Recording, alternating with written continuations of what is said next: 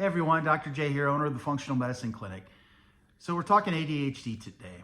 And one of the things that I think is more critical than people realize, and I can tell you is not only a doctor that treats ADHD and helps with ADHD, but as a parent of a child that has ADHD, so I can relate 100%, is food dyes. Food dyes are absolutely crazy how they affect both children and adults with ADHD.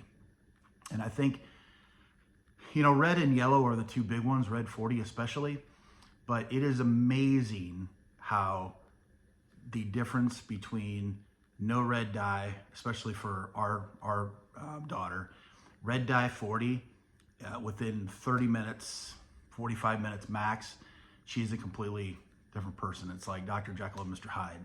So that being said, food does affect how ADHD presents itself.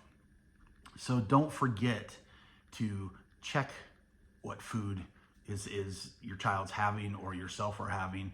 It does affect that. One of the things I'm working on right now is actually an ADHD journal where you can write down just some scratch notes.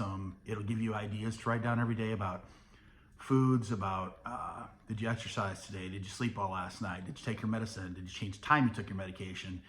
Did you change any new foods for the day? Most people that have any kind of ADHD or mental disability or mental disease or anything like that, most people tend to eat similar things all the time because they know it is okay with their body, doesn't affect their body in a negative way. So that's one of the things you can write in this journal, and I'll have that available here at some point, and of course I'll announce that.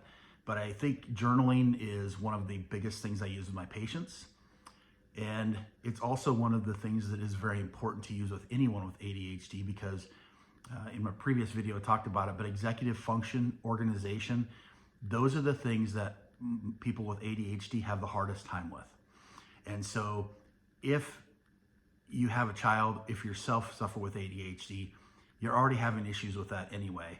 So if you can write stuff down and keep that with you, keep it in a backpack, keep it in a bag, keep it in a briefcase, a bag, whatever you carry with you, and write those notes down when you get a chance to think of it, or record it as an audio in your phone and then write it down later. It makes a huge difference as a doctor, if I can go back and look at that with you on a visit, or as a parent to look at it. So please pay attention to food dyes, especially red dye 40 and yellow dye. Those are the two big ones. Hope you have a great day today. Thanks for watching. I will talk to you soon.